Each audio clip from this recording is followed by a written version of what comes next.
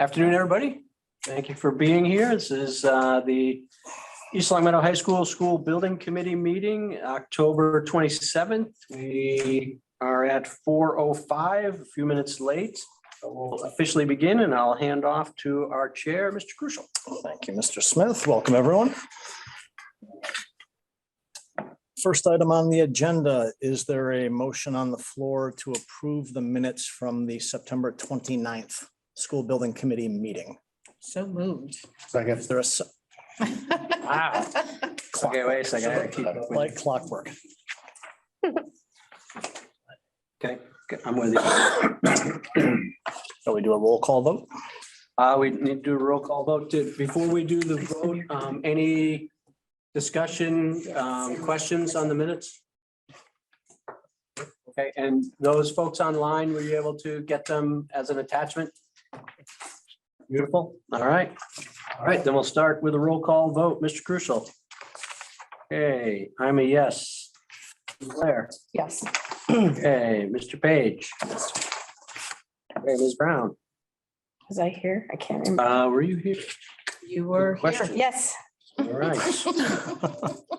Good to know. Yes. Ms. Hill. This I do know. Yes. Yes. I was sick last week. Okay. Where's last week? now? Is Mr. Lonergan online? Yeah, he is. Yeah, you can pull them in. Okay, we're gonna pull him in now.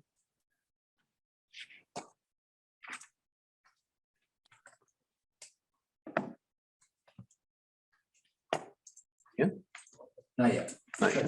Yeah. Kind of like Star Trek. Yeah, Hey, Steve. millions of particles. Yes. The internet. There he is. Mr. Lonergan, are you able to vote on the minutes? Yes, I vote yes. You vote yes. All right. Beautiful. Ms. McNally. Yes, sir. Okay, fantastic. Ms. Margin Boucher. Yes. Yes. Mr. Fenny. Yes. Yes. Ms. LeVar. Yes. Yes. Okay, Mr. Thompson. Yes. Yes. Mr. Quimby. Yes. Okay, Mr. Christensen. Yes. Yes. That's it. Unanimous. Minutes are passed. Lovely. We're off to a good start. Next item up, are there any members of the public, either in person or online, who would like to speak to the group? Don't have anybody here. Mr. Mackey, do we have anybody online? Here, but she doesn't want to speak. Okay. Okay, All right. so noted. Moving on.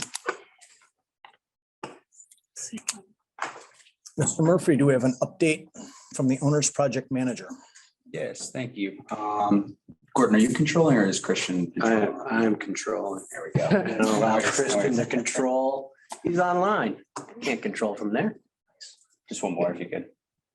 And you know what? Yeah, you got one slide. Am I pushing my luck here? You are pushing your luck. All right, good afternoon, everyone. So we'll start off just as we always do with a look at the schedule. You'll see I condensed most of it, but we kept open our active phase right now, which is the preferred schematic report. You'll see the previous module, the 3.1, the preferred preliminary design program is 100% at this point. We did actually our team received MSBA's review comments on the preliminary design program, and we've since responded to those comments. And so you'll be hearing some about that later on in the presentation today. But you can see the next upcoming activity is the community forum on November 16th at the school here. So very much so looking forward to that. And just throughout this phase, ongoing submittal development, the overall PSR submittal, along with the project alternatives, which we will be going out for cost estimating in January of 2023, with the hopes of having reconciled estimates at the end of January and then getting in front of you folks with the PSR submittal and corresponding estimates, all that good information for you folks to hone in and make a decision on PSR submission. So you'll see we have the submittal to MSBA going in on February 14th, which queues up MSBA's review, 21-day standard review time. And then we will get our comments back. The facilities assessment subcommittee presentation, that hasn't changed. That's still on March 29th, 2023. with the overall goal of meeting at the MSBA board date on April 26th of 2023. So that will be kind of our overall approval mark of the feasibility study and into schematic design. So you can see the other modules consolidated there throughout, but that's the big focus right now for schematic. Any questions regarding the schedule or just the process in general? One procedural.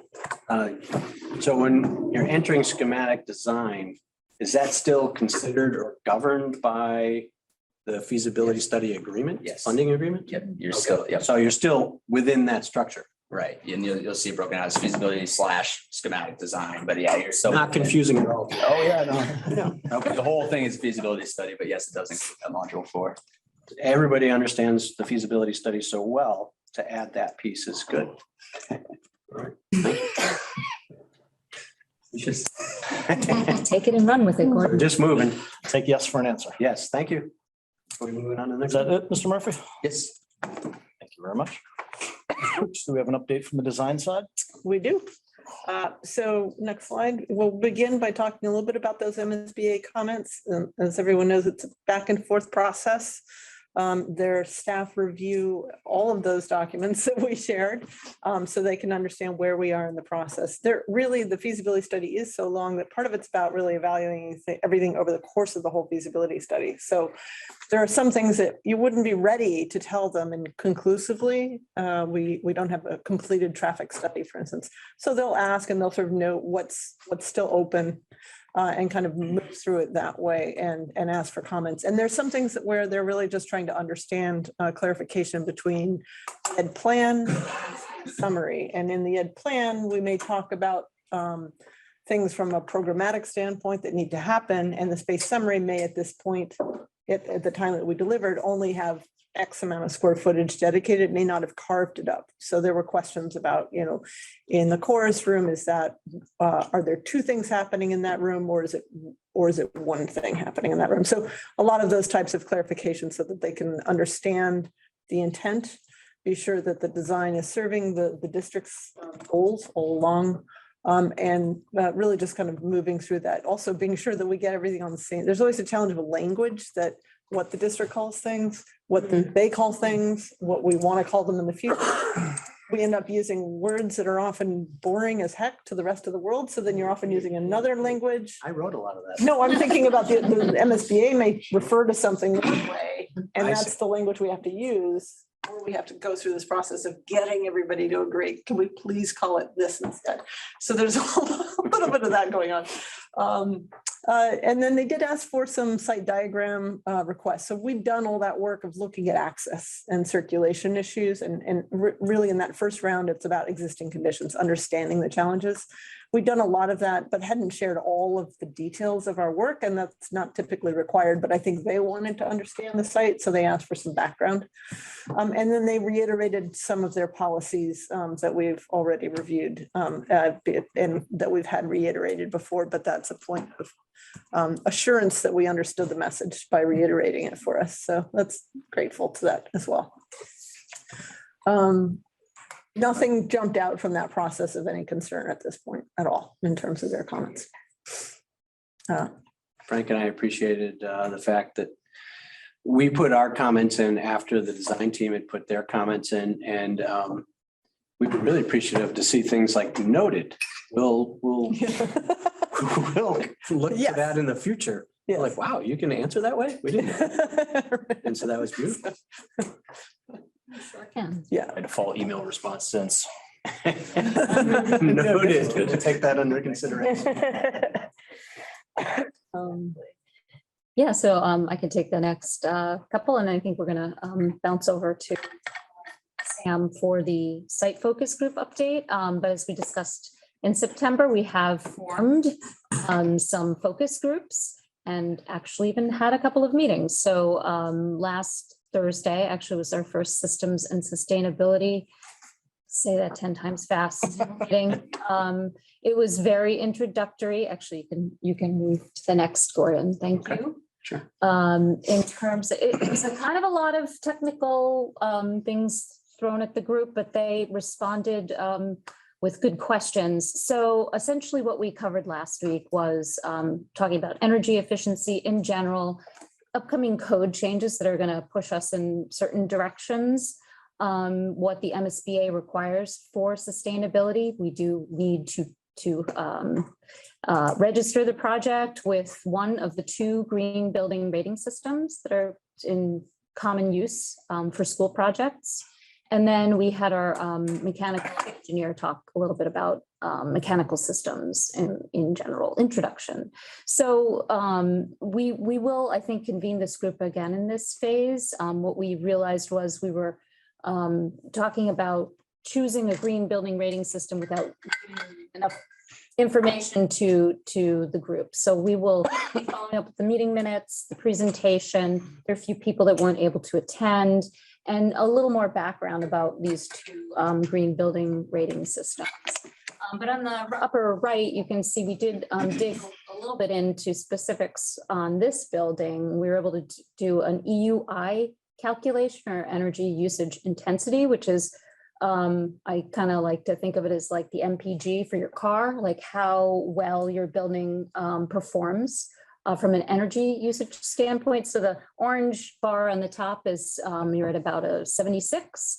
And then as you look across that diagram, you start to see, where code is going to start to push us, how we design buildings anyway with robust, well-insulated envelopes is going to get us much lower, probably half or even less at the end of the day with our project. So it's very common to aim in the 25 to 30 range.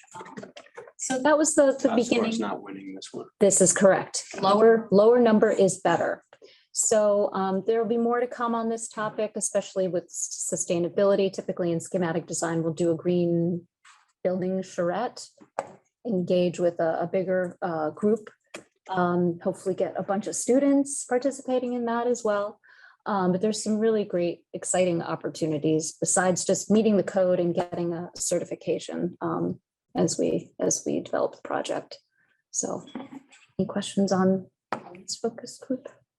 As I know the town's also looking to become a green community. Does that coordinate with some of this? in terms of- It'll help. Okay. Yeah, definitely. And you're already a stretch code community, so that plays into some of these. Those 2 things go hand in hand. So once you chose If to we become a become- green community, which you did, I think last year. Well, I think it was in the master plan originally, but I think now we're Yeah. going through the steps to actually be. I think Become you have one. maybe been in, but as a result of that, it gets you Gives you stretch access code. to green communities funds and also obligates you to meet the stretch code. So it's good, and it raises the Push and bar pull. on your. It does raise the bar. It's but in the long run, it's about performance and. But if it obligates, because we had this question about it, if it Right. obligates us, right, to meet the stretch code, is that going to be problematic for this? Like, obviously, we want to do that. That's what we're going to do on our own. But that was our question, like, are we going to get keyholed into something just as a community in general with that, doing it? Most- Yeah, you're already stretching. We already are, But yeah, green, you're talking green. yeah. So I don't think we're green yet. I mean, it shouldn't affect. But we're like, working on we're it. in We are the- stretch. Yeah. We're in the Stretch code process is of this the 30 to building, 40 bar, yeah. and we want to shoot for the 30 to 35 or 25 to 30. We want 25 to 30, obviously. Right, no, But yeah, it's, all I'm saying is if we become a green community and we're in the middle of this project and maybe we're just shy of what that green community level is, are we going to be in a peck of trouble? No, because Okay. the stretch code, the code is going to be the thing that forces you to do certain things. Okay, all And right. the codes are changing anyway, so.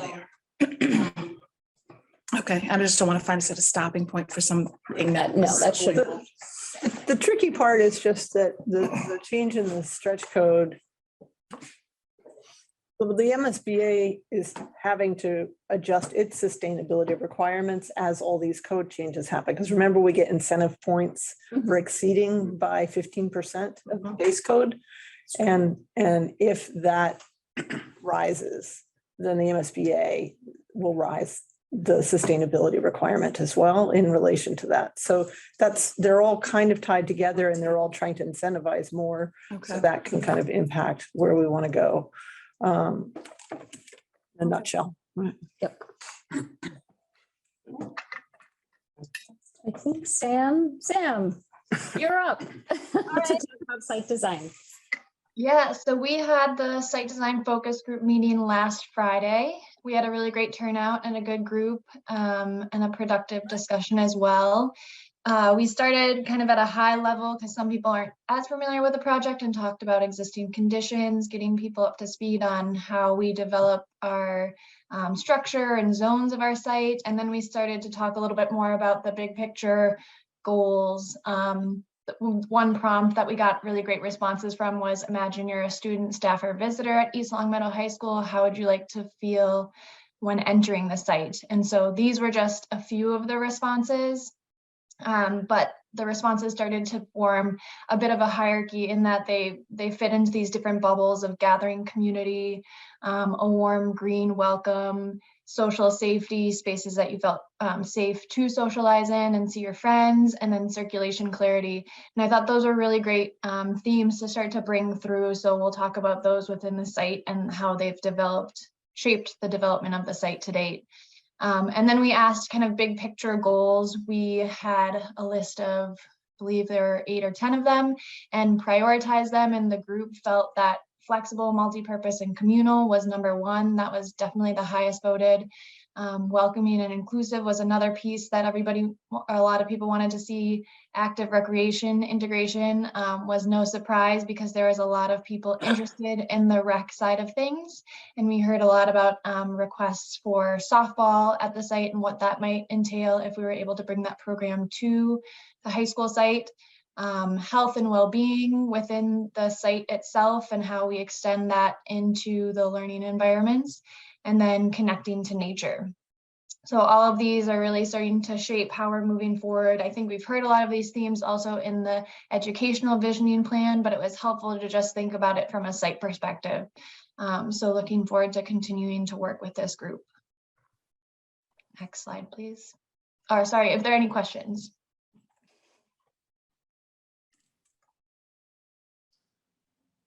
I think we're good. Okay. So all of this started to form into the doodles that you see on the screen right now. Thinking about that green entrance zone was one of the first pieces, wanting to feel welcoming and inclusive, and how we do that from a vehicular and pedestrian scale. So we started to set up the vehicular systems in the hot pink. And this is just thinking about how there's some clarity, but also a sense of place and arrival as you're entering the space. So that oval shape feels a little bit more campus-like, celebrates the green, opens up views in different ways. And then the larger pink circle allows for circulation to circumvent the building, but also integrating into how we work with our drop-off and pickup systems. So still trying to think about safety from that perspective and separating those two. Bus and parent drop-off zones. And then there's a smaller yellow inner circle, which is really the pedestrian zones. And the yellow is kind of throughout because we're really thinking about how we pull the pedestrians out of their cars and bring them into the building, and what that choreography of the site starts to feel like, breaking down the spaces. I meant to highlight a picture in the last slide, but I can just talk to it, where it has different seating elements and allowing to break down that space socially. So some people feel better talking in 1s and 2s, some people can sit on their own, or some can have larger gathering events. So we're starting to think about how our social spaces and gathering areas are breaking down the site itself so that it feels welcoming and inclusive, and that everybody feels like they have a place on site. So this was kind of big picture sketch just to show you all that we're still very high level. There's a lot of room for comment, feedback, continuing to manipulate the site. If we go to the next plan, it shows it slightly refined, starting to think a little bit more about how we can actually fit parking into these spaces and how we can use that flexible and communal areas. So the center green is incorporating a lot of the staff and visitor parking, but is also one of the entry loops for pickup and drop off. The red arrow is where the main door would be. And so it starts to show architecturally how we're breaking down the building with the entrance to the main East Long Meadow High School. The idea that district offices could potentially be on the western side of that building, and the idea for the pool addition to the north. If we go to the next plan. So the orange is where the existing building is, and it just kind of gives you an idea of how we're setting up and how close we're setting up our new building to the existing, just to think about how we can get the front door as close to the parking and front entrance to the site. With a lot of the existing conditions, we have a couple of pinch points. So that can shift south and a little bit east, but it can't really shift west. So there's this pivot point that we're working around just to orient everybody, and thinking about ways we might either phase part of the demo construction of the building, or completely pull off that footprint and figure out different ways to work with field space to the south. So even though you all have a large site, because there's so much program to fit in, it actually all takes up the space that you have. We were able to bring softball into the fold. That's that lime green to the west, like southwest corner of the building. And so this starts to create a little bit of a campus feel on the field side, but there's not a lot of extra space once we've used all of the programming elements to date. So if we flip to the next slide. Sam, before you keep going, what are the rectangles with the closely spaced lines? On the lower left? That's just the idea of a more narrow rectilinear field. So football is the sport that those dimensions are based on, but we've heard, I think lacrosse also might use those fields. These are all really rough, and I think talking with athletics or the athletic director to refine the layout would be helpful, but recognizing that you guys have 6 rectilinear fields and 2 baseball fields in your current site, and that there's soccer programs and football, lacrosse, and maybe field hockey, correct me if I'm wrong. So we just use the 4 soccer fields to kind of replicate that, and then we actually gained a 3rd field in this scenario. It's in an outfield, so you have 4 fields that can be in use without any of the baseball or softball sports, and then you have 3 additional fields that are in the outfields of either softball or baseball. Dare I ask if basketball's there at all? If we could squeeze it in behind the football field or in place of one of those other larger fields? It is there, yep. So I don't know if it'll be part of this project or not, but it's worth discussing. The baseballs, I meant basketball. Yes, basketball Okay. court is east of the gym wing, so Okay, it's hard to point without the pointer, I but see it now, yeah. Yep. It's smaller than you think. also 6 pickleball courts. Again, that might not be part of this project, but was just kind of a master planning look at what can we fit on site. So that is the extra program, 6 pickleball, 1 basketball, and 1 softball that we were able to fit into the site, along with all the existing program that is there, which are 6 tennis courts, 4 rectilinear fields, and 2 baseball fields. Ask a Yeah.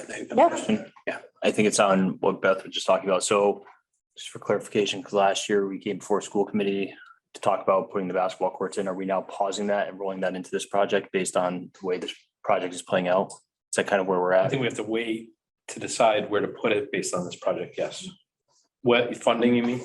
Yeah, I guess it seems like at this point, it might be getting rolled into this project based on how they're mapping it out.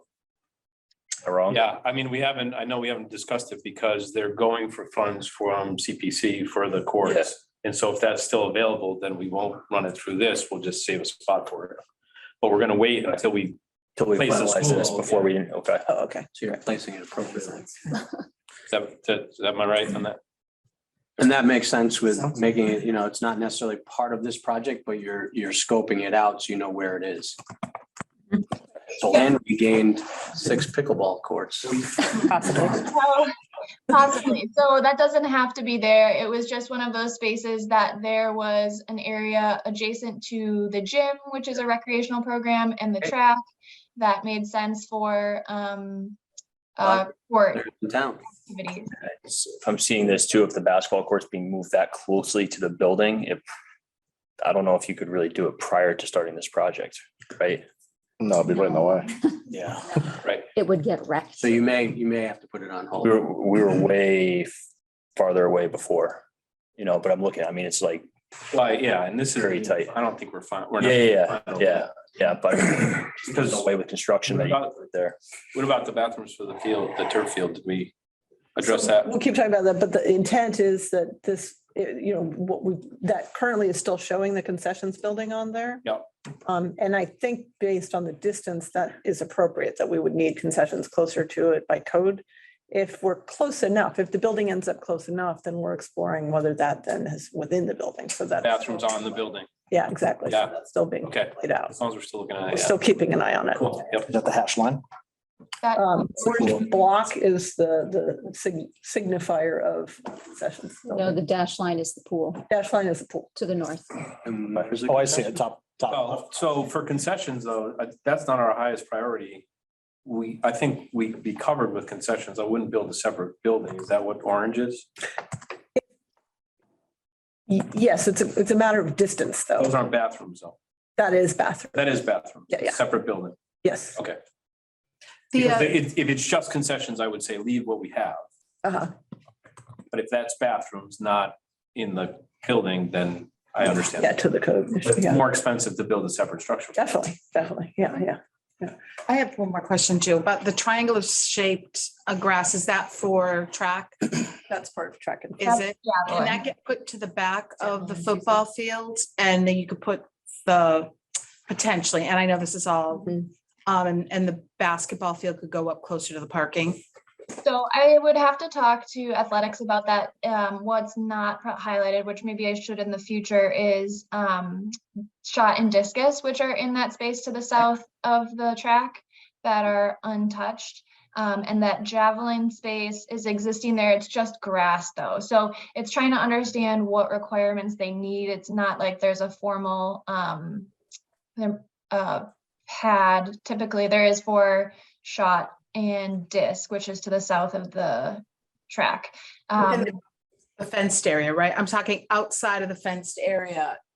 Is that where we could put maybe javelin? And Yeah, I think- I know this is I understand that you guys are just, Both shot and disc are south of the track. The shot put is in that light gray. It's kind of hard to see just south of the red track. And then discus is within that grass area. So Right. javelin would displace them if we put them to the south of the track, and they could potentially find homes elsewhere because they're smaller programs, but that would disengage them from the track program itself. You So have I shot think though that's there. something So She's got discuss. shot and disc down there. It's just not on there. Yeah, I think that triangle is where she's saying javelin would go, which is where it goes now anyway. Mhm. But we were already talking about replacing that anyway with the basketball courts, which I think you're saying now put there. Well, I'm just saying, because I think that, Wait I hate 5 to years for the wait basketball court. that Yeah. long for the basketball Right. courts. So I know this is a pain in your neck, but if there's a way. Bring it where that incorporate it Well, you may want. triangle is, it was already going there. Kevin about it. Well, we were already replacing where the javelin was with the basketball courts. No, and I'm not Yeah. kidding it because that, Yeah, before we jump to solving. Yes. that issue, Yeah. If we could, just for a lot of reasons, that we also have a site subcommittee that's gonna be Yeah, yeah. absorbing a lot of these questions and working point. through it. I will also say that part of why Sam was exploring that is we were pointing out that, in the grand scheme of things here, we're also trying to activate and make safe the school. Mhm. So part of wanting to put the basketball courts near that area is to actually help in the educators in the PE program have access to them to support the program and not have students, going farther off. So that was part of the conversation. Not that that would be the only reason, there might be other reasons to explore the locations, but there's a lot of reasons. So I don't think we should just kind of, try and solve that here. I think we should vet all the issues and work it through as a subcommittee and come back. So I don't know if that if see money timeline means that you need certain decisions made. Well, it does, and so it's fine, I think, but if the funding is available, I would Yeah. hate to wait 6 years for the end of the project because it's been a long time coming already. Yeah. That's really what it comes. I'm on that subcommittee, right? I'm on all of them. You're on everything. All right. Yeah. Nice job. Yeah, I think you're on them too, man. And I can bring this to the committee, but I would actually advocate to move it farther away from the building, and I can give those reasons. Great. Yeah, that's good to hear. I have real reservations about how you have this, the constructability of the new. Well, building. that was, and again, we're not done yet either. As Sam said, that'll kind of keep moving. We started at the point of overlapping with, if we had to, that back, the current extra gym, Small gym. just because that was the most disposable part. If we keep pushing I think I agree with you looking at this. This is the first time we've seen it all sort of at this point, because we're still pulling everything. The building's way not done. So it brings up those concerns as well, as would, I think, to where you're thinking, which is like, if you build courts, we have mobilization issues on top of construction issues, to worry about. And like, if we do this, how are we getting kids into the school, through this transition period as well? So there's a lot to be sorted out, which would be an argument for, as Sam said, shifting east and south a little bit further as we go here. The more south and east we go, the farther we pull away from the streets, and the more we pinch other things in the field, but there's still room to go for. We're trying to get service by on the east side, and the potential of the pool construction is part of that pinch point there. Because we're trying to, again, separate service access to the loading dock from, bus parent. And then also keep them turning around and going back out, so they're not going out Norden. So it's a good thing.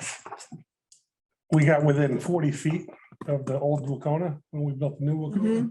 And that was pretty darn close. Yeah. I know we've used 15 feet in the past before. I don't know if I want to say that one on record, but it's helpful to know if there's a certain dimension. And I think there's, like Dory said, continued study about if there's any parts that can be severed, what flexibility that gives us. And if that answers a total no, then, that continues to change the shape of our site and our building. So we'll respond to that accordingly. I think there's a few more slides to go through just to talk about the site setup, and if there are any questions, I'm happy to take them. So this was, I think we've already been talking about it a little bit, the site circulation. So thinking about and not associating certain contingencies with these drop-off loops yet, but one main drop-off loop that's able to drop off at in that oval space, and one that is just north of there. One of the reasons for that is to look at preserving trees, to have circulation clarity. There was a few schemes that we had approached earlier, I think maybe last meeting or 2 meetings ago, where there were circles that were almost on top of each other, and some of our site group thought that lost some of the clarity, although it brings 2 groups closer to the door, right? So that's a little bit of the push-pull of the clarity versus bringing 2 separate loops as close to the front door as possible. Everybody's jockeying for that front of house space. So it's just something to hear from the subcommittee, and if anybody in our SBC has opinions on that, we'd love to hear it as well. But that's how these 2 circulation spaces started to form. So with that, there's the parking to the northeast that allows clarity and flow for the students. And then, as Dory pointed out, that smaller pink line to the east of the building is for service, so they could pull forward and back in for a shorter distance. The dash line continuing around the building would be the emergency access. And then with all of these pieces and parts, there's some dual use in pedestrian systems, or trying to limit their contact with any of the main vehicular systems. So a couple different pieces for circulation at play. If we can go to the next slide. This was starting to set up and respond to the idea of that welcome green. So that central oval that we've been talking about has a very campus-like quality and an embrace of the school. So trying to think about the views through that green space, that from Maple direct your eye to the center of the school, but then you're allowed to continue on that loop and see the breadth of field and open space that you guys have to the west. And then if you're entering the site from the northeast corner, you're also having a larger view of the green space. So thinking about that, again, welcoming inclusivity and also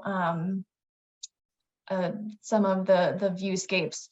The smaller arrows at the end of the wings is, again, thinking about viewscapes out of the school. So how we're starting to orient and set up those spaces and windows to grab really nice south-facing space, or integrating it into some of the fields, views to the fields, or views to the wetlands and woods to the east.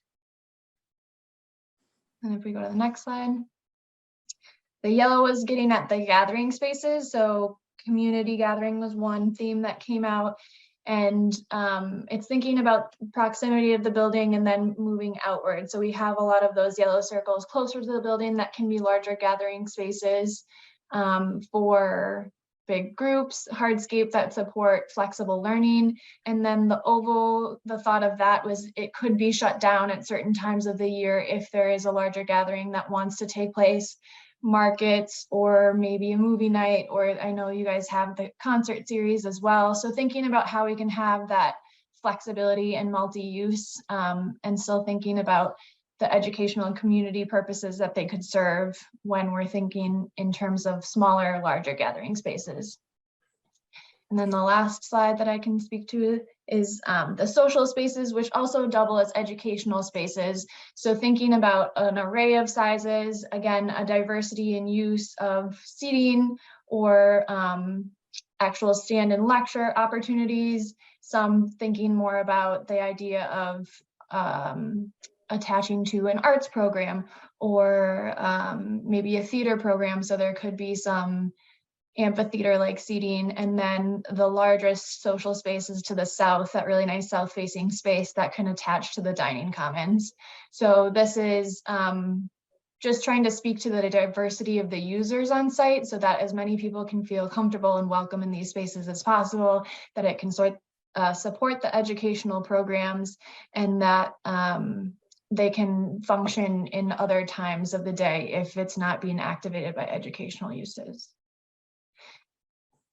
I think the last site slide that I have is speaking to the idea of if ever there was the district office to find a home elsewhere in the town, and what that starts to do to the western side of the site and how it opens it up. Just creates a little bit of a different dynamic on site. So I wanted to bring that to the table as well to hear thoughts, but happy to answer any questions on the site. Let's face it, your problem, Gordon. Thanks, Frank. Nobody wants you. Sorry. It's sad. I've been in that situation before. What about parking? It's all northeast. Those fields are fairly far away. We have some older folks that will need to access those fields. Have we considered trying to get parking more centralized? So the visitor and most of the staff parking is in that central green, central oval space. I hesitate to call it a green because it originally just started out as green space and then recognized that we do want more centralized parking. I think that's true, and that it was hard to fit all the staff and students. So the northeast lot is more for the students. We also talked about in our subcommittee that there was want for one larger lot just based on some of the events that you guys host in summer, that it makes more sense to have a large parking lot like that. But the central green has I want to say about 80 spaces for parking that if there's an event at those fields would function for those people needing a closer spot for mobility. There's also pathways that are accessing a lot of those fields. So there's that kind of pivot point along the baseball and softball fields that allow for access north, south, and then east, west in that space. And then there's also the idea of paths all the way to the north and all the way to the south. Whether those are part of this project or not, I think is maybe a in discussion because I know that that's an extensive pedestrian network to support. But if we're thinking about how people that are a little bit older trying to get to those fields and maybe in wheelchairs or using canes, it can be pretty hard to traverse grass for that long. So those are pedestrian systems that would support those uses. Does that answer your question? I mean, we also we're responding to the request not to put parking that would be accessed off of Norden and to keep everything Well, kind of. but I'm not opposed to that completely. My intention was no increased traffic in the back. I think, And I'm concerned that there's not parking anywhere near the fields. Any of them, really. And people they won't park in spots. They'll park along the sides wherever they can. To get closer. Right. That's what I'm saying. If we just have like where the softball field is, that would be a good parking lot right in the middle, right? But I know we're giving up field space, but that would make sense to me. It's centralized. Greg, if you took that central oval area and you made that the walkway that they've created bigger going down toward the south, it made it wide enough where you could put a few sturdy, and when I say sturdy benches here and there, so that when people are older and they are walking, they can have a spot to stop and sit. I think that is a way to solve that, where they have a place they can just have a moment, maybe even watch from afar kind of a thing. I think that's something to think about. How many spaces do you have currently in that? 80, 80 in that. 80 in the oval. which is probably more than we have out back now. Right, But that's also for all the teachers too. but teachers would. They'll be gone. I'm This will be thinking more after. after school. Yeah, talking the Field access. Well, like during school, baseball teachers games. and central office. Yeah, I think we're good during school, I would say. Yeah. But it's more the usage of all those fields. I mean, if we have 4 games going at once. I mean, yeah, If you think about it, your Sure. varsity games are still gonna go on over here at a field. And so Your staff. people are gonna park there. About 120 staff. Your sub-varsity games will go back here. And how many sub-varsity games do we have at a time generally? You go to like any random day in the spring, you'll see 3-4 games going on at once. So then, yeah. you- Same will happen with soccer in the fall. Yeah, so you're in We've enough. lost all 80 now back here. Well, We don't have 80, And fire trucks can't get through. yeah, maybe, I guess. you know.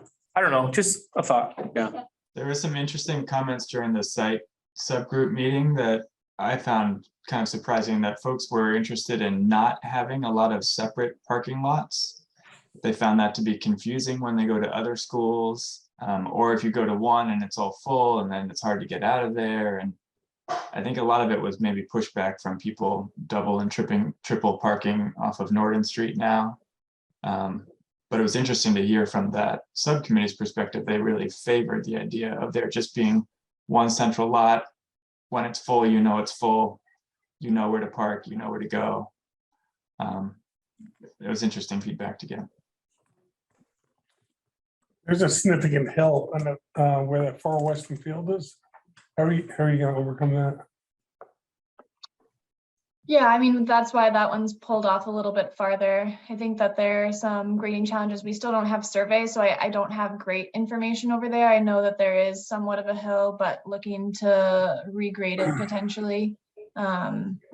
Once we get the survey, we can have more detailed information. We're always gonna be running downhill. Oh, yeah, I was watching the girls run down. I bet it's 40 feet change zone. yeah. It's gonna work out. Only the opponents run uphill.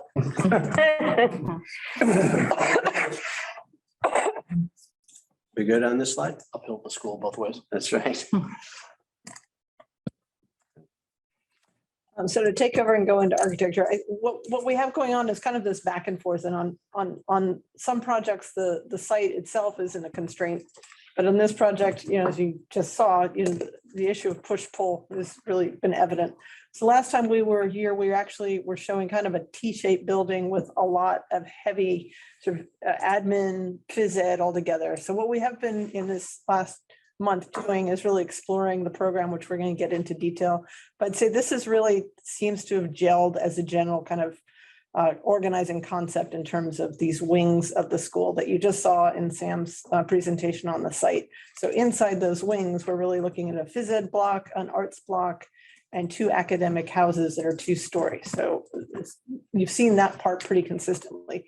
What we've been exploring a lot right now is the relationship of all those things in the center of the block and how these things all relate, how circulation within it works. But I think in general, to get back to that, some of the ideas that we originally talked about, there was a desire for there to be a more welcoming center point of the school, that people arrive, that students feel valued and are sort of celebrated by the school, and that all types of activity within student activity are sort of present and more visible. So instead of everything being kind of hidden away, different activities, engineering's here and arts is way over here, try and bring some of those more active programs that students can share and kind of find a place in, bring them out into the public a little bit more. So also just for the massing, that split of pulling the auditorium over really helped the program and helped a lot of our circulation. So that's a lot of what you're going to see. I'd say this element of what you see is going to hold. I think we're feeling pretty solid about this as the kind of core organizing element, and those blocks around it reflect what, again, Sam was showing. We're also thinking about, we heard a lot about the value of outdoor education and accessing the outdoors, and people like the courtyard, but courtyards are complicated and we're not working on the courtyard scheme. So how can we activate the spaces near the school and make them multi-purpose useful and provide spaces around? So using these kind of L shapes to create some of these useful areas. So moving forward, the other organizing idea that we talked about that I just want to bring in again is that and we were talking about this with the faculty, that there's the general ed classes, and then there are classes that, again, to the MSBA, they actually sort of support programs that they think of as voc tech.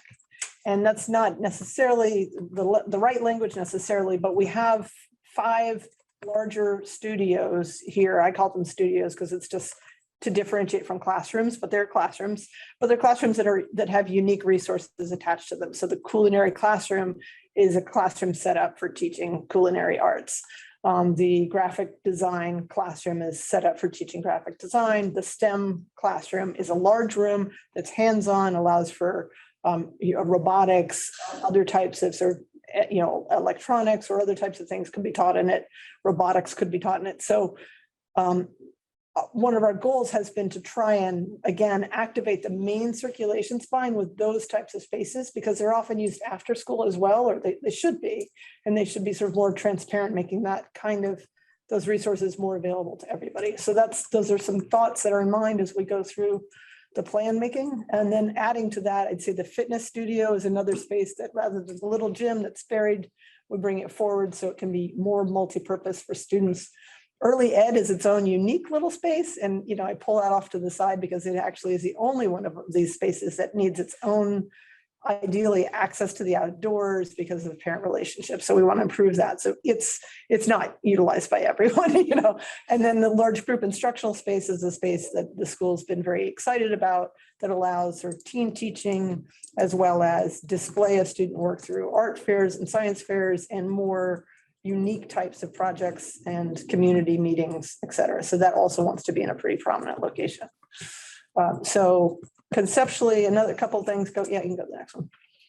So what we've been struggling with is, as we've shared some of these rough plans, what we do is we get into detailed plans and then we pull back. We go back and forth, it seems, from detail to sketch to detail. So some things that we've been working through are, is it 1 circulation spine or 2? And I think sharing some things with Frank, his comment, he was really concerned, and this is partly the trauma of this school, about bottlenecks. So we've been really careful to think about circulation. So we explored a singular circulation spine with everything branching off of it. And then we've started to move towards a dual circulation spine to kind of be able to spread.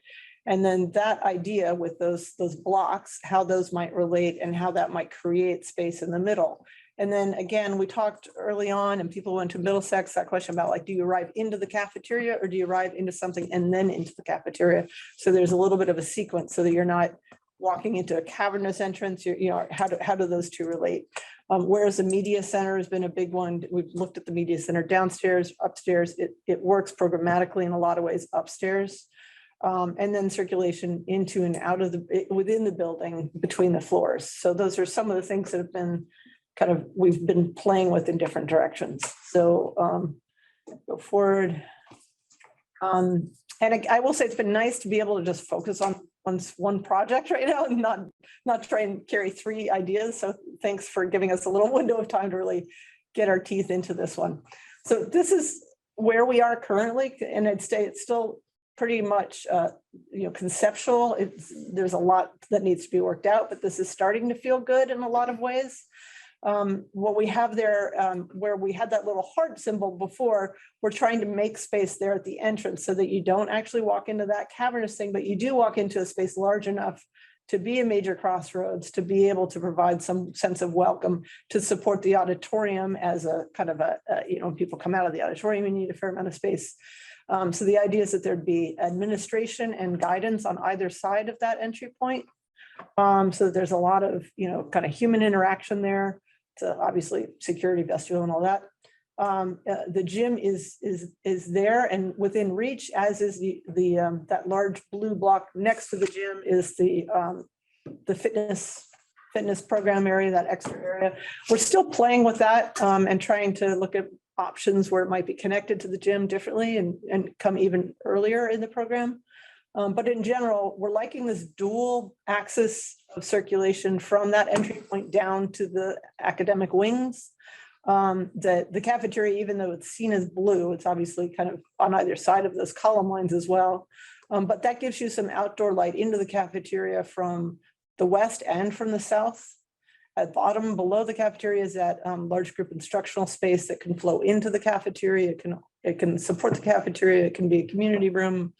It can do a lot of things. It's a flat floored space and it has a lot of flexibility, and we can make it sort of open and closable. And it also can connect to the outdoors, which could be really nice, to a terrace outdoor area there. And then you have more relevantly equal wings. In the Ed Program Planning Committee, we'll talk a little bit about whether science wants to be, in two of these two pods or equally distributed. So that's one of our questions still. But generally, the idea here, and we've opened it up so that you have more circulation into these wings. And you have in each of them two small group rooms and a planning room. So there's a teacher planning area per every one of these four pods, or 4 teacher planning areas, providing all the support for teachers and putting them in a visible position where they can actually see and engage with students regularly, and pull students into those small group rooms if they need to do any intervention work. And then along those areas, you see those larger purple blocks often, which are some of those larger studio spaces. So the idea is you would enter, you would have the ability to go straight upstairs to the media center, which would be right above the entry point and looking down kind of over the cafeteria, and it have great north light and east light. And then you have the STEM studio on the second floor as well. It's one of our biggest program areas, so we kind of wanted to give it a good spot. So we decided to put it up there. I think that outdoor area to the east block is really going to end up being kind of an outdoor classroom space. It's got a lot of advantages as an enclosed protected space to do a lot of outdoor classroom work. You can do that in other areas as well. The terrace would also allow for that, but I think that area particularly, we're kind of seeing a lot of things moving that direction.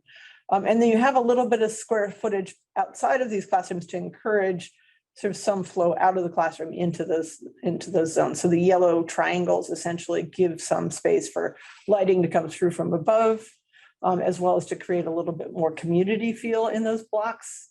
And one big question for the school is going to be, how do you want to organize this distribution? Is it 9th, 10th, 11th, 12th? Is it more likely a mix? Are there sort of thematic things that would help to sort of orient this, but to try and encourage kind of collaboration?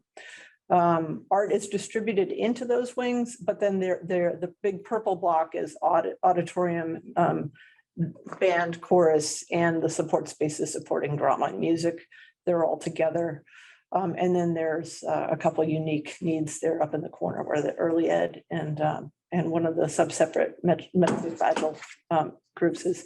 The 2 orange blocks at the top are OTPT and the life skills 18 to 22, which has its own, it tends to be off campus and on campus lots. So the thought is that maybe that would be better in a position up to the front of the school.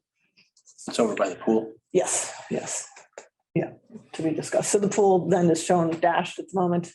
And then, so district offices, which we're laying out now to kind of get more specific layouts for now that we feel good. But remember, we had district offices on these, but it's now feeling really good to orient it over here. You know, Because it's dashed. it's feeling- dashed. It's feeling good because it's dashed. It's, you know, it's got all sorts of possibilities. So it's something that, yeah, at the moment, we're also still kind of trying to keep it on the table in a position where if, you know, if the town comes up with an alternative solution in the next year, then, you know, that's something that's not going to change the whole plan. So.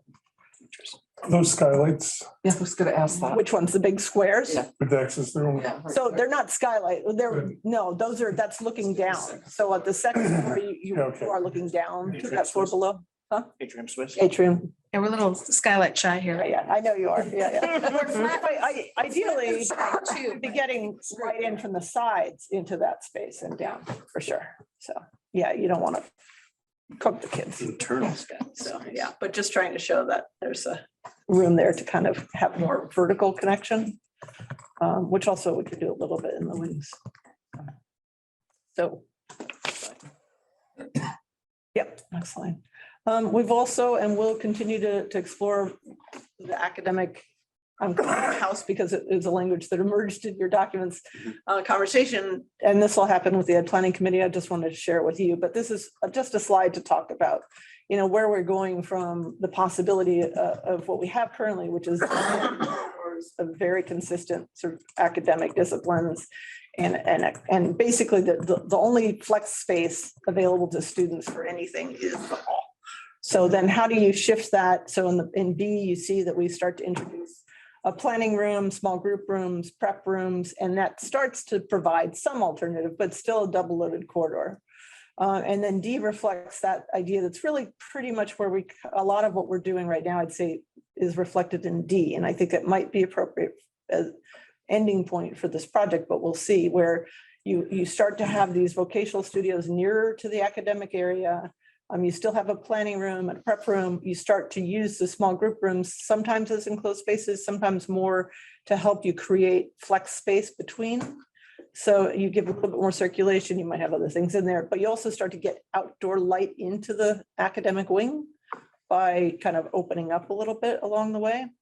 And then the bottom room reflects what ultimately could become a more complex form, but same thing in some ways, but you start to see how varying it and shifting things about a bit starts to create even more flexibility in spaces and relationships. So these are just kind of conceptual ideas to help talk about what feels comfortable, where faculty and students, you know, like to see their relationships and their interactions, you know. And then as you see, we switch to that ABC language to talk about, okay, you know, is it necessarily that you're locking in to the same thing in every room all the time? Which rooms might be one type of teaching classroom versus another, you know? Just so that'll be discussed in the ed planning. Is Voc Tech the 5 that we identified already? Yeah. Okay. And then C looks like much more square footage in the hallway just as a cost factor. Right, exactly. So that's why I'd say of these, C becomes both because there's more space there and it's a concept, obviously, but even if you did a little bit, but still, yes, you are creating space between, and you're also creating a more complex form around. Exterior. Yeah. Which is kind of why D becomes Right.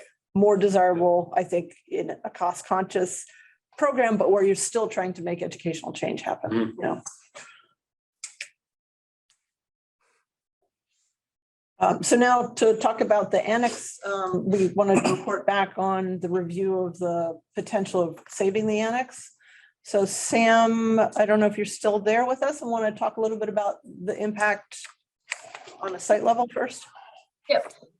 So this slide shows the annex to the west of the main building. As you'll notice, the district office element is no longer there. So we just have the district office and LCAT and the existing annex space to the west in white.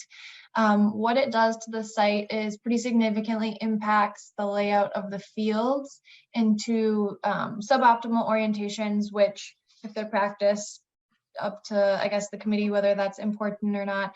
But then you also lose some program to the west. One of the other things that we brought back online in this concept was the connection to Norden, because to make the annex the most cost efficient possible, it would be leaving the entrance to the west side of the annex space, which means that a lot of the existing connections and parking would likely need to remain without having to totally circumvent the field. Without having to totally circumvent the building, which would start to reduce fields even more. So this was leaving the Norden connection online from an efficiency standpoint, that's still tying into the emergency route systems to the south of the school. So in this scheme, there are 4 soccer and 2 football, we'll call them. These are just practice fields, so it's not actually the sports that are playing. But then you actually have 3 fields and outfields, which means in rectilinear sports, you'd be down to 3 usable fields when baseball season came into play. And then we were able to sneak a softball field on here, just using some of the leftover space from the Norden Street connection, which is in the bottom southwest corner of the site in that lighter green.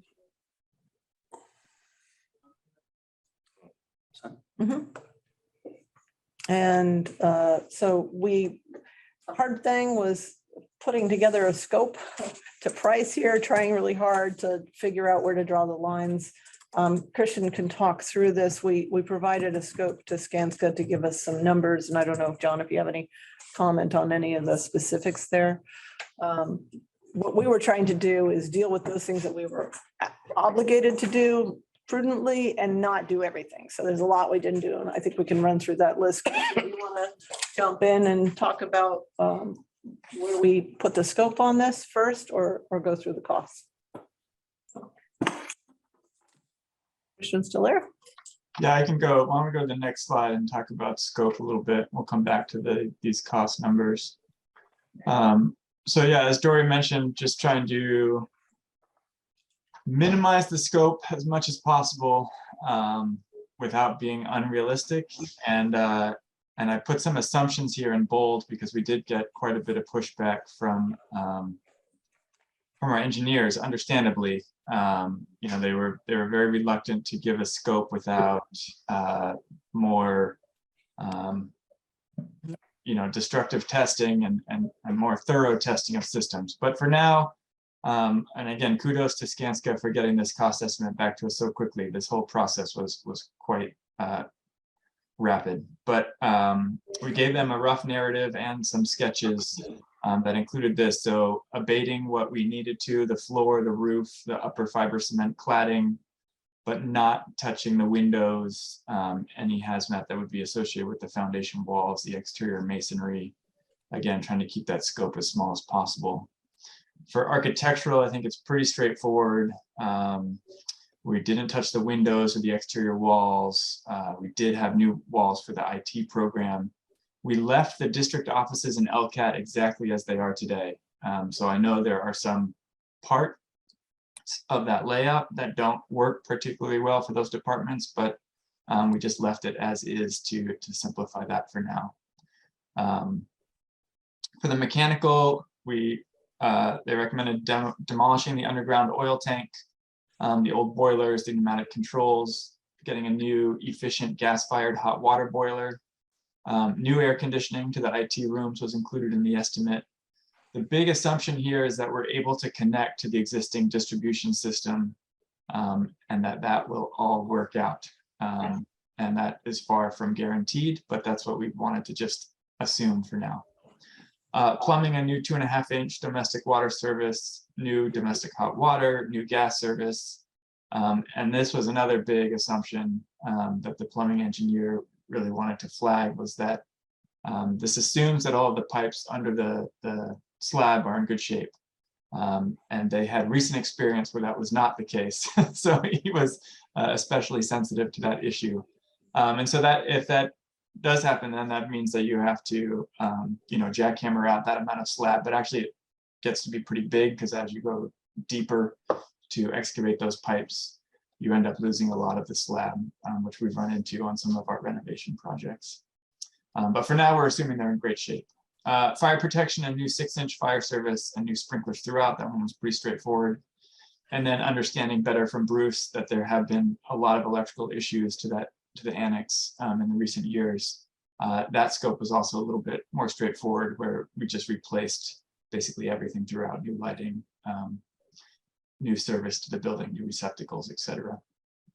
For site, we kept it pretty minimal, so some additional walkways, but really that site cost that you see on the previous slide is so large almost entirely because of the new utilities that have to come to this new standalone building. So next slide down.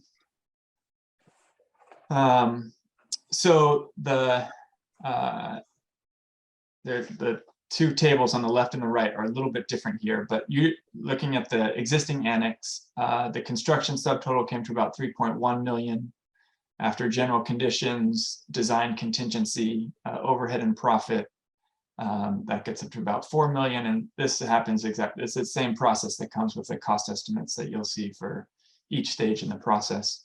And then after escalation, that comes up to 4.8 million. So looking at it on a cost per square foot basis, it comes to about $268 per square foot to renovate that space in a minimal way, total of about $4.8 million.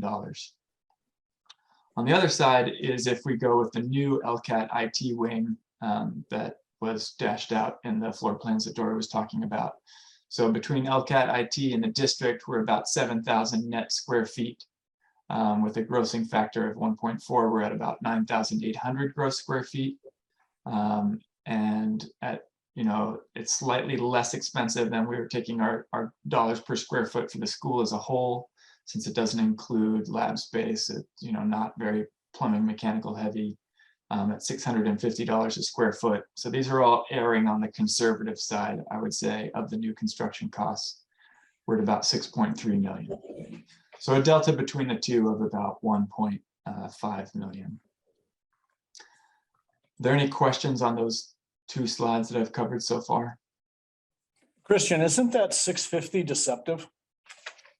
Because that would be based on your, in your base building, you're building a central plant, you're bringing in new electrical service, you're doing all these things that you would not necessarily replicate just to add 9,800 feet worth of office. Yes, I think that's totally fair. It's very hard to, right. I mean, if we parse that out, it's hard to get to that exact figure. I mean, we have the same issue on if we make a gym slightly larger, right? Should we use the building square foot number or a slightly lesser number? We thought this was close, but again, erring on the conservative side. Could it have come down to $600 a square foot? I think that's certainly possible. That's taking that's with escalation, general conditions, contingency, overhead, all of that, right, already baked into that number as well. It also goes the other way around, that the mechanical systems have to meet and serve that 9,800 square feet, even if they're not located there. If we don't have that square footage, does that reduce the demand, the scale? Yeah, does everything shrink? Yeah, so Right. there's, Right. Good point. I wouldn't be surprised if the MSBA made us a portion, the mechanical system to account for the uneligible space. We haven't seen them ever say that the mechanical systems they'd carve back. I've never seen them do that. It's Yeah. the square footage, Square for foot sure. cost, yeah. Yeah.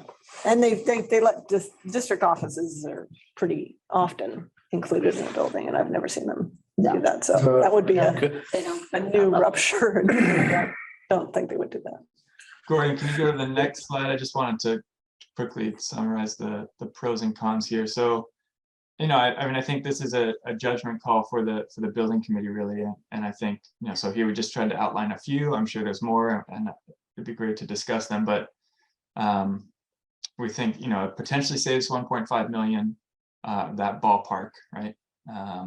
It leaves additional space that could be used for other district town needs. The current annex is oversized for the program that's going into it.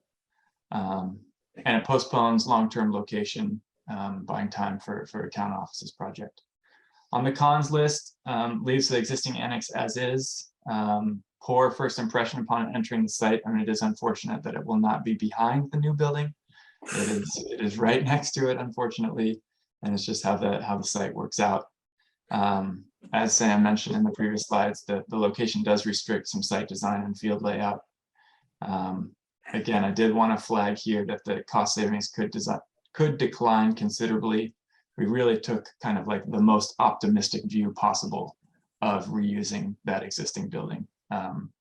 And if that's a direction that we do want to go forward with, we'd certainly want to spend some additional services, taking a look at, scoping those pipes under this slab and really having a contractor go in there and evaluate the mechanical equipment in a more in-depth manner.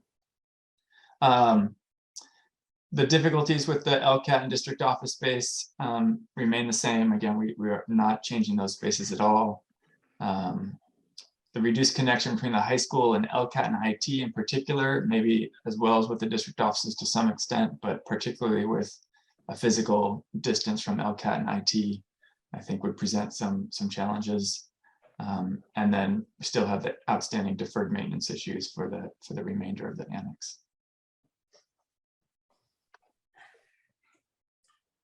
What do you think, Tom? What do I think? That we probably can change, potentially save 1.5 million to not saving any. I mean, some of those are gonna hit, right? Some of those assumptions are gonna cost us money. And now we're down to a dollar figure that I don't wanna look at an old building. Right. We're only gonna save 1% of what we're gonna spend on the project. Right? If we're at 150 million and we're gonna save 1.5 at best, Do you think that I don't wanna look at an old building. that number is 650 could go down, you think? If they. No, I'm saying Together, would go up, the assumptions a lot of assumptions. are gonna save us 1.5 mil. And they're in all likelihood not gonna hit. right, That's if the pipes are good. That's if you can right. add mechanicals onto the existing Right. air handlers. But I guess what I'm saying with the other square footage, like you were, Steve had mentioned, I mean, if you're still gonna have some of the same units working on the main building, you might save a little off that 650 a square foot, which would, Numbers. it's gonna bring closer to what I'm trying to say. Yeah, Because you don't have to get a whole new set of mechanical systems, you mean? right, Yeah. right.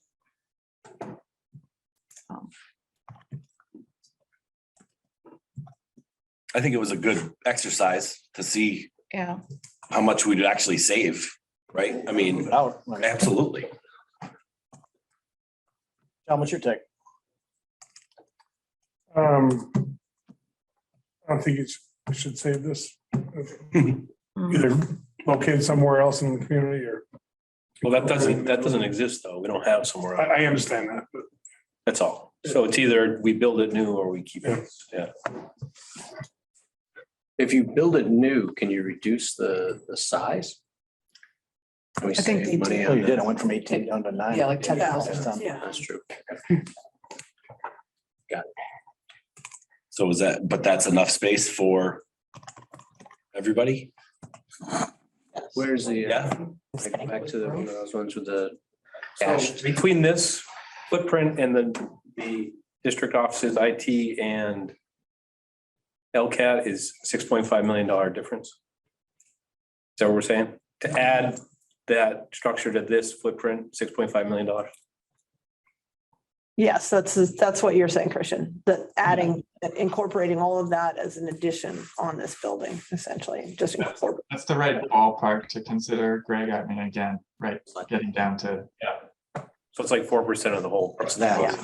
Right, so it's that area over there. It's But if you look at the the difference. dashed area. Smaller. No, if we could save $15 million, I'm in. But it's not. Let's go. So I guess my question is, can you reduce more in the dashed area, given that somewhere in these plans, we have a studio, right? We have a. That's not included in that square footage. So it's just That's- IT and central. IT. We already did Yeah, I that mean, exercise. The only Cory. other exercise that would make some difference, every square foot you take out of the space summary is helpful, especially that's what's not reimbursed. If you have 9 staff in the district offices, so you have staff for 9 there and you have staff for like a growing IT staff, 8 to 10.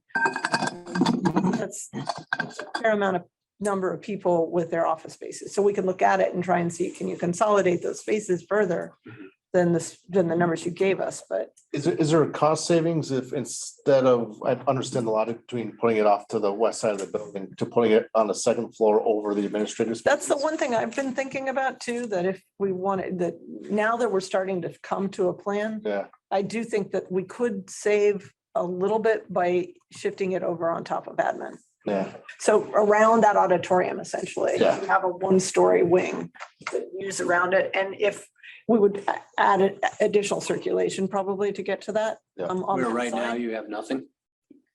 Yeah, so Top of the pit. on top of that vertical bar of purple, so that's band and chorus, and then south of the auditorium, that area, that's 1-story, and in front is 1-story. Kind of like to keep the admin up front a little lower for scale, but I do think we have the space to explore that possibility that district offices, particular in IT, could basically. Like the chorus were multiple stories. They were, and it's nice to have high space there, so you often do that. And we could, again, we're still early enough in plan, we could rotate those two Ls around, because what's south of the auditorium is stuff that's definitely 1-story. That was also looking like a really good mechanical yard, but that's okay, we've got other roofs. So. And So instead of the dashed area, it would be over the purple and the red. Yeah, and I think, Sorry. from a volumetric standpoint, I actually like that idea rather than extending out. Yeah. But You're LCAT, saying the auditorium would be 2 stories. Yeah, It's already incorporated in a media We'll center. just go on top of those things around the The auditorium. studio is. Those are spaces Studio's not. is LCAT on this plan at all? Yeah, where's else? So LCAT is 2 things. So just maybe I should go through this again because it's confusing, because LCAT here is a studio, editing suites, office suites. The intent here is that because now students can go there for an externship, but you can't teach a full class. So the district has said, we'd like to offer an elective with a trained, certified instructor, and therefore have one of our Voc studios be a video production studio, which lowered the square footage for LCAT to just town LCAT, which is just a smaller amount of square footage. I think we have 1,000 square feet, which would support, editing suites, office suites, storage. So the LCAT staff person has their resources and are deploying out of there. But by doing that, we get MSBA's participation to increase, correct? Right, because the other square footage is reimbursed. other studio. Because and that's It's where part of the students are. educational. They're gonna be, Program. Sorry? would they be together? No, they would not be located together. So that's why, because, One of the purple spaces? right, the intent is that the LCAT staff person who is, don't think of Don, because one day he'll retire, but the person who's going to meetings. 21 months. They're kind of in and out, whereas the school has a teacher who's teaching in there, and they obviously would have a relationship, but they don't need to be in the same location. And you want LCAT to have access to go out quickly, and you want the studio incorporated, so. The other thing I was thinking about too, Greg, is in terms of they give us a defined square footage that we can build. And not that we don't love to have IT here, but if in 20 years from now, we need more classroom space, and the town figures it out and they purchase a new building or whatever, that space will be there to utilize.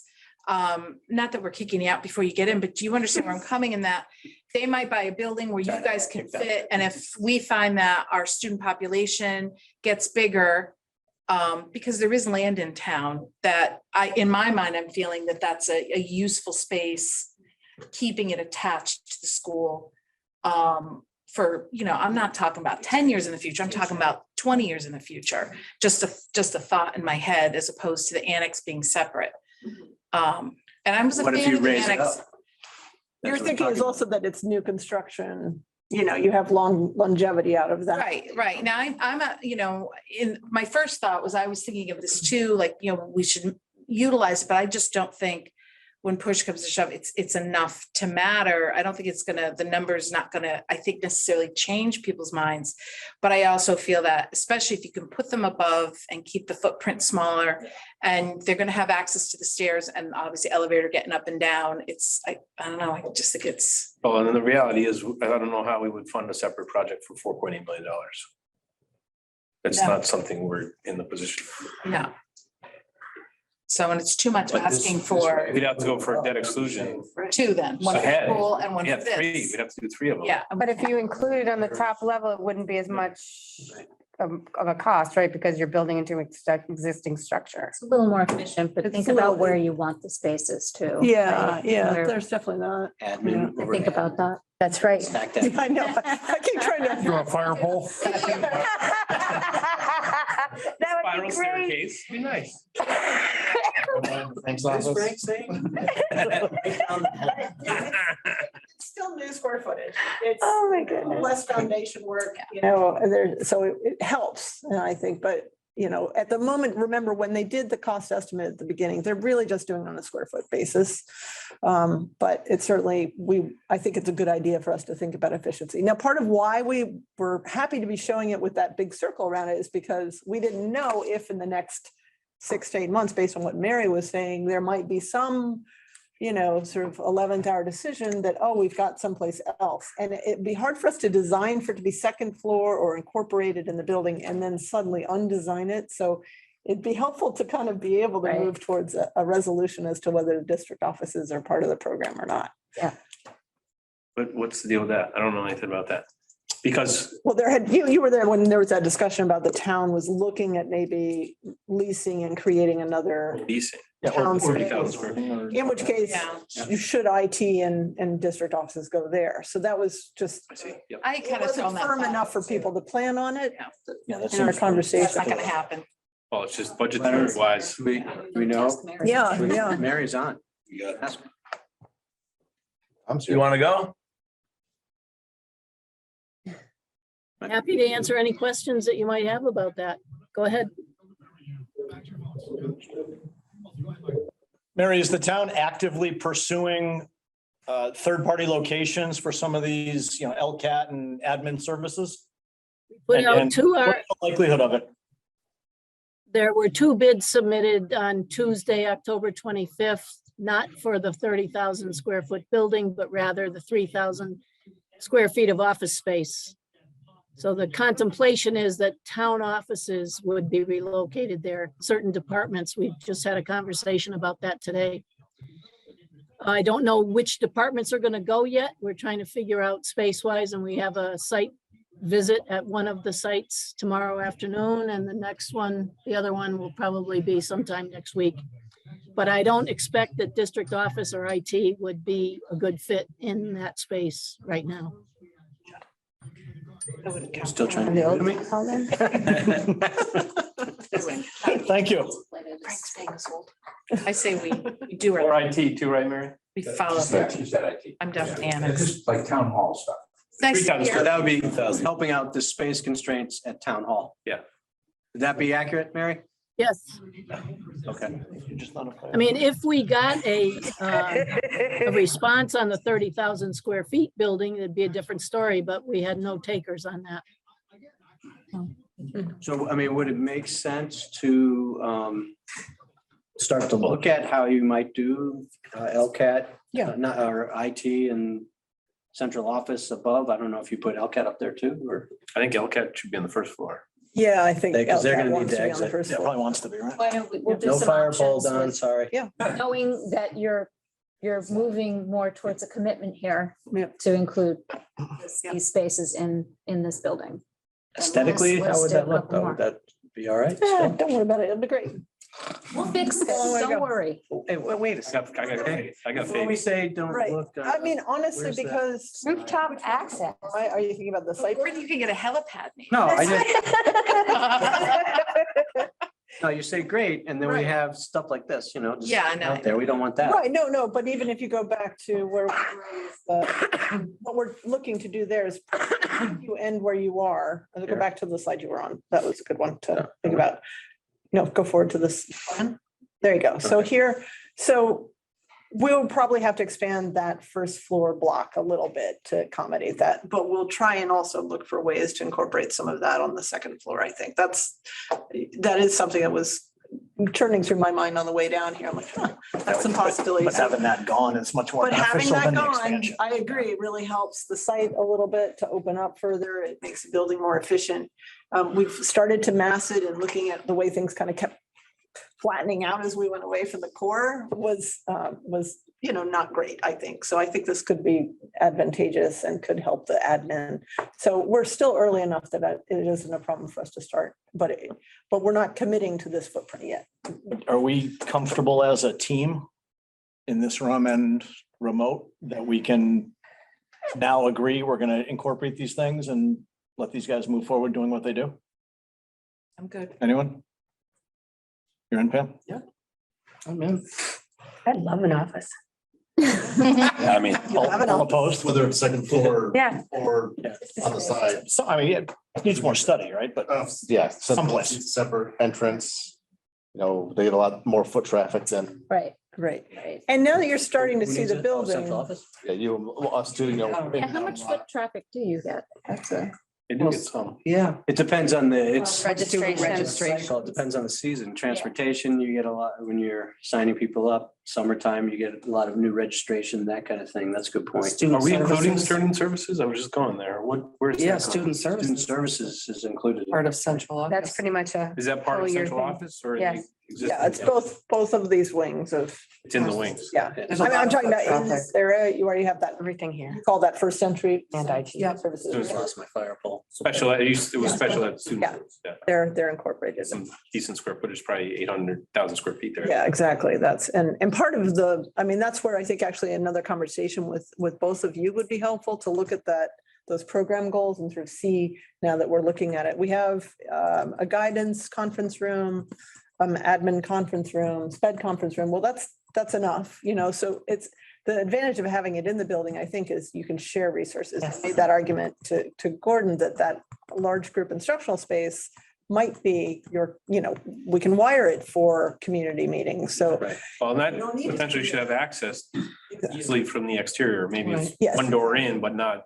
I think it was. You basically walk in On and the outside. at the very end. Yeah, I mean, if we could have that accessible with a bathroom, you could almost use that for meetings for the Right. town. We're Yeah. in need of that. And part of what we've been looking at the security level of that plan is that it would allow us to lock off essentially the academic wings and have the center core of the building. Auditorium, Yes. gymnasium. Yep. Yeah, so evening and accessible. I like it. Greg, you good? Yeah, as long as the cost of the three IT, LCAT and central office, 6.5 million, I mean, it's not, it's not a big number. I was thinking it was gonna, it's Like $20 million $20 million. to build it based on the square footage, but if that's the number. Right. I don't know what else we would do. I'm still highly concerned about the overall cost.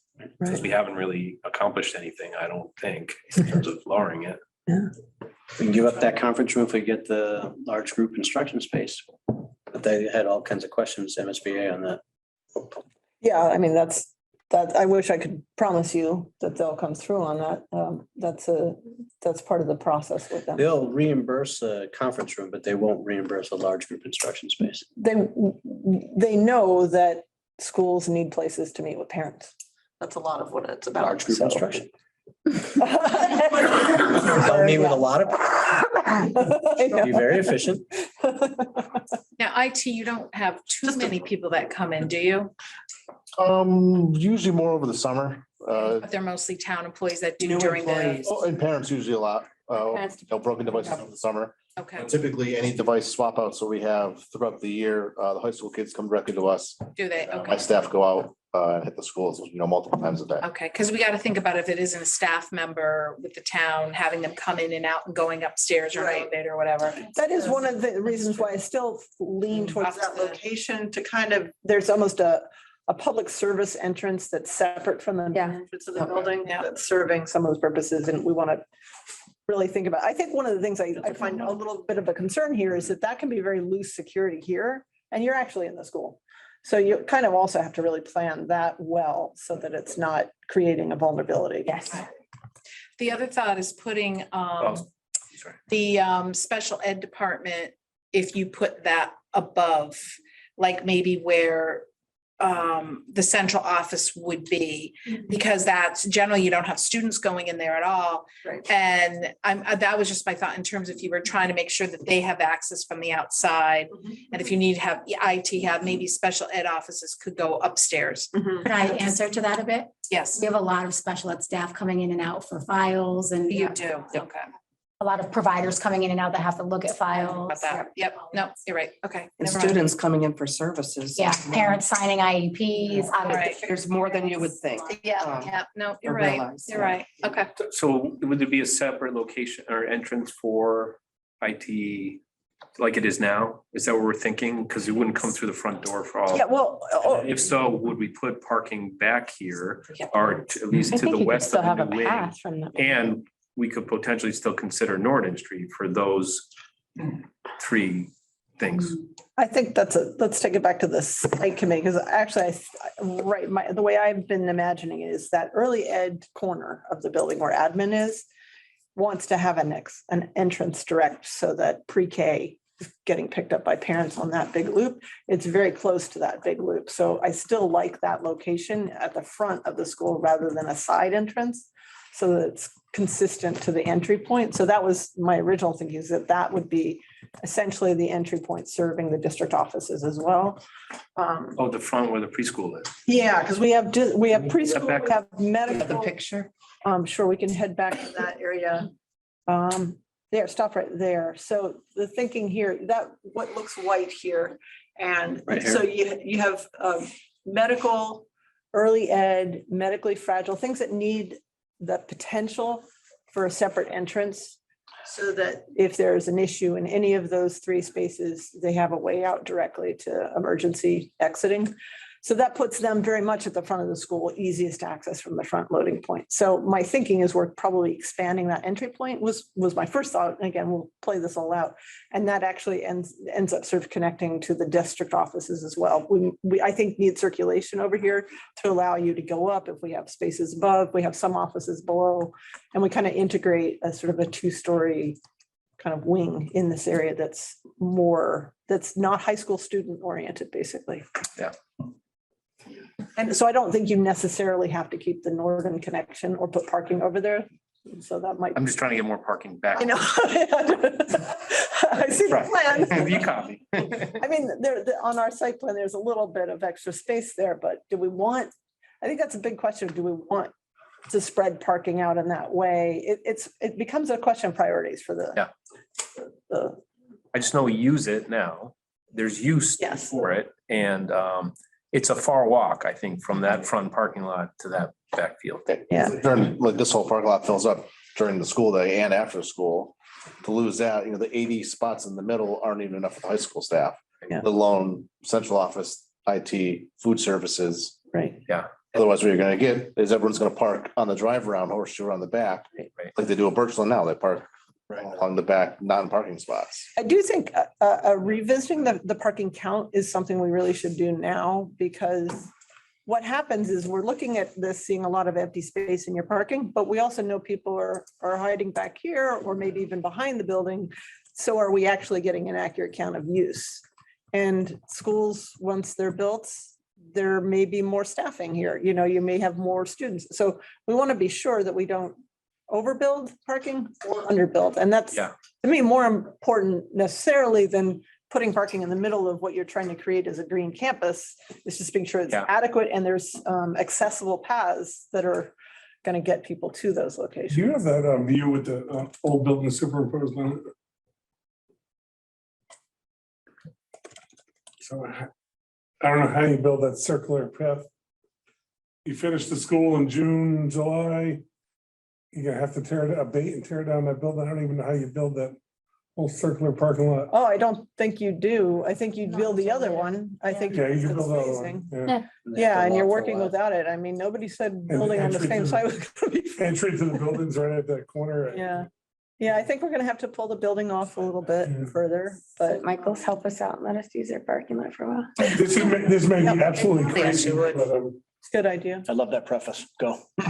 I'm just wondering if it would make any sense to have the parking to the side and the back of the building built pull the building We, forward, but I guess that doesn't make any sense. yeah, we looked at that in terms of what that means, because remember early on, we played out, okay, should we have, the field space in front of the school, behind the school? We went through a lot of iterations exploring that idea of the further back you put the school, the more your utility costs are gonna grow, and parking go back there as well, and then you're definitely creating a Norden connection if you're parking back there, and your fields. It was a struggle of the circulation area. We can't fit fields in the spaces as effectively as we can in this large area we have behind. So. And whatever happened with the Chestnut Street, was it gonna be some research to see if that could? Yeah. Possible. Well, you don't own the land, it doesn't I matter. don't know, it was. Oh, yeah. It wasn't, we all knew it was it would be a big ticket cost to acquire, build over, deal with so it didn't get a lot of legs, and that's understandable. Yep. I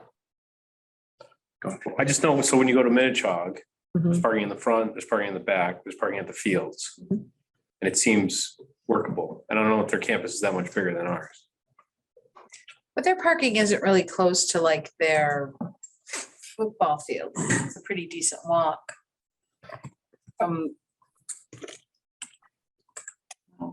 And they have centrally located facilities as well. I mean, I think if the district found that it could relocate some of these recreational fields to another location, it would free up a lot. We're just trying to Don't have get, that either, so, yeah. that's always been a high priority, is as much rec field as we can provide. And you also want enough contiguous green space that some of those community events that you want to do are gonna work. So trying to protect it and make it effective community space. Greg, right out of the gate, I agreed with you, but you look at it on Google Earth, Minichog is enormous. Just Yeah. land. Yeah. Oh, they have a lot, a much. Yeah, I mean, They were able to do it in almost phases. They yeah, built it the could be double building, ours. and then they started to do their fields well after, renovating all their fields and then eventually adding the turf field. And their goal was a whole campus of all the schools on one campus too. Yeah, this is a pretty tight, it feels generous, but it also doesn't, because it's so landlocked and. Now, is there gonna be, I'm sorry, I'm interrupting. Is there gonna be parking near where the central office is gonna be, like right there, like handicap parking, something like that? That's what we were just talking about. And I think Sam's gonna have to look at that now that we're really, if we're trying to economize that area, can we get, I think it would be a good idea to get a couple Yeah. accessible spots in that area, but we can look at that, because you have in a sense a little nugget. It's different from. Yeah, everything else, Right, you know? right. I'm sure people all want to park there. Everybody's got a placard now, so it's first come. At the base of that oval right now, there would be accessible parking, and it's within 200 feet of the main entrance and the admin entrance, which is the requirement by ADA. But I think to Dory's point, numbers would be really helpful to understand who's parking where. Because I think we've collected some of that in our breakdown, but not all of it. Right now, we've just made an assumption of 100 staff, 300 students for about 400 parking spaces. And that's something that we didn't get into just with time limits with our subcommittee, but is something that we'd like to explore so that we can understand the appropriate breakdown and if that feels right for the site, because right now we're reducing the parking program, recognizing that there are some unutilized spaces just to maximize the efficiencies for other field and recreational programs on site. But if that's an unrealistic number, that is something else that we need to know as early as possible. So we'll start to ask those more specific questions for parking numbers and have the plan reflected appropriately. And Minichog's like 30% bigger, 84 acres. Wow. How many parking spots do we have now In the plan, designated currently? Just over 500. Today, 500 today, That's front and back. and the plan calls for 400? Mhm. I would say we're at 80% at times, front and back. I've seen it. Fair? Yeah, for the back, I mean, all the way. Back's 120% and the front is 75% yeah, anecdotally. right. Ryan, is that the whole campus or is that just Minichog proper? That's all the Minichog school and the ones around it that were Minichaga or Hamden Wilbraham School District owned. So it could be more. I didn't a lot, but Close enough for argument. We're good. Good. Okay. Communications update. Oh, sorry.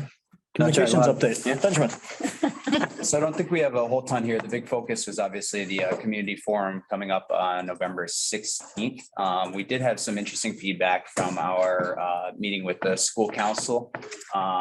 There's a suggestion actually, and I spoke with Don about it earlier, to actually videotape a tour.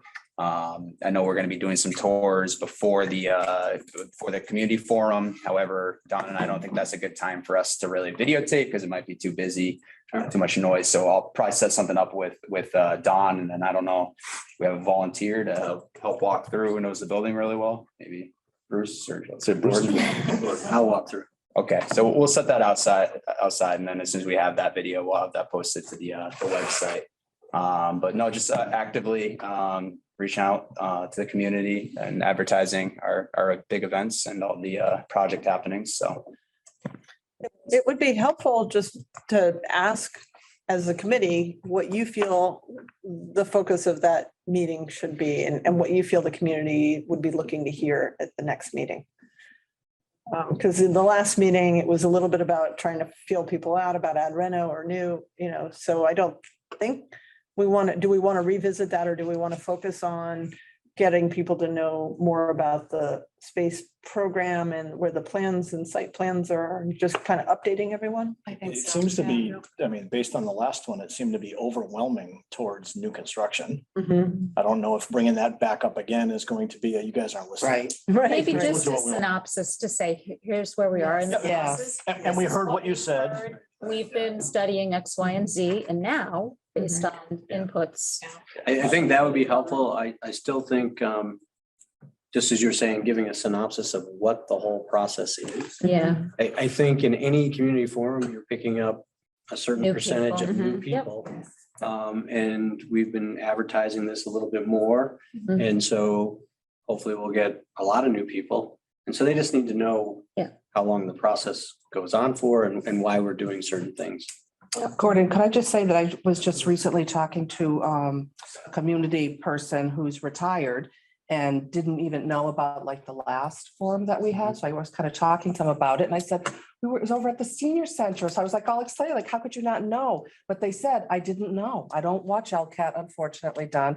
And they just said they didn't know. And I said, well, how would you know? And they said that we should do suggested a reminder article or, an advertisement there. And also to do a town-wide, the school has a Connect Ed, but the town has one. And that it should go to the townspeople because they're the ones who should be, knowing about these meetings. So I just wanted to mention that I thought it was really good feedback that I got from them. Sure. Yeah, it is. That's a good idea, because instead of him Right? calling and then the town calling, if the town calls everybody. regardless, gets Yeah. it. All And I think different, we went out on the town Facebook and then posted even in the town forum, right? Town forums, yeah, grocery stores, put signs of it, well, Yeah. that Stop and Shop, they were the only ones that let us, but. Permission, forgiveness. But the phone call is the best way, because not everybody does Facebook. Right. Not everybody's looking at, not everybody's You're right. going to the senior center. So that is, maybe they'll let you do it. Like townwide. Done. Yeah. It's already gone out. I'm good doing my own. How does one get the reminder to?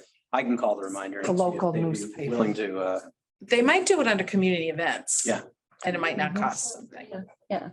and generally, the reminder follows, school committee meetings, town council meetings and so forth. And so they incorporate articles and updates in there. And so But it's maybe this usually could be- after the fact. This could be an extension of that, just, hey, this was something we mentioned. It's after, yeah. Maybe bring one of them along your tour and So, get them asking you questions and then something about it. Say. Rainy day. They have written some things. Okay. All right, anything else on outreach? I think that's it. Okay, does anyone have any new business they'd like to present, either remotely or in the room?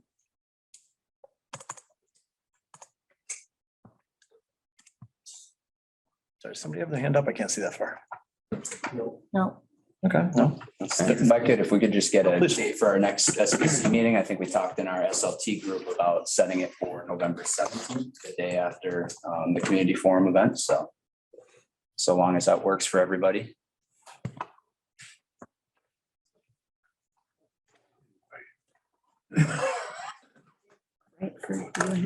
Is November 17th, that afternoon of November 17th work for folks for a school building committee meeting? Oh, so the SLT is 1 to 2 and then this, We might not have. We might end up scanning the SLT. okay. So, yeah, that actually is when we have that. Neither. So it would be the 4 to 5:30 again? Generally, we've been putting it at 4 because originally we were getting some of the neighborhood coming and that seemed to be allowing them to get here after work. Yeah. That was the reason for pushing it back. Just to allow the public to have access anyway. Yeah. I thought, Yeah, did we think about doing maybe earlier in the week then, knowing that Christian and Dory are both not available on the 17th? Got that. Are you available on the public forum date? yes. Did we float the idea of the 15th for Tuesday? That's gonna be really hard for me.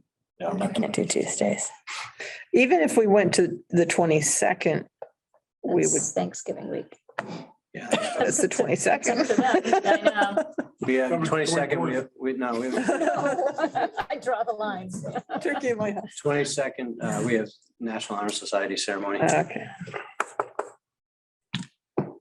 I mean, we could do something the 10th, but I think that's too soon. It's too It's only a soon. couple weeks out. 14th, 15th, 15th was bad.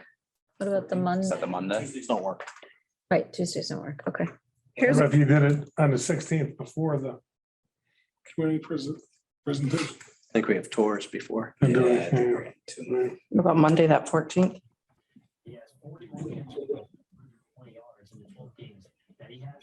Who's got the news on? That's, Are we good with 4? Are we the 14th? I can do the 14th. is there gonna be enough to talk about? It's only That's what I'm wondering, is there? 2 weeks I and was 2 days. well, I was I gonna, was thinking Any originally, suggestions? put it on the 17th was to be able to talk through the community forum. yeah. How about I would, the following week? even if you get into December, I mean, given that we have the community forum, that's gonna be a lot of energy to that. So, Well, maybe What the, about December Yeah, 1st? December 1st. Right. yeah, that's great. I agree. December 1st works for people? Okay. Okay, December 1st, 4 p.m. 4 p.m., December 1st, next SBC meeting. Yes. We'll be in the holiday rush. Wear something festive, please. Great. Okay, thank you. Thank you. Sorry for our No, schedule. we need we can't leave yet. We need a motion to adjourn. We have a motion? Do we have a motion? I know you're already ready. Oh, Danny's motioning. I tried to distract you, but. Seconding it. All right, roll call vote to adjourn. Mr. Crucial. Yes, sir. I'm a yes. Ms. Blair. Yes. Ms. Page is gone. Ms. Brown. Yes. Ms. Hill. Yes. I got this. Mr. Lonigan. Yes. Ms. McNally. Meeting's over. Say yes. I did say yes. Yes. Okay, Twice. saw the nod. Ms. Marge Boucher. Mr. Fenney.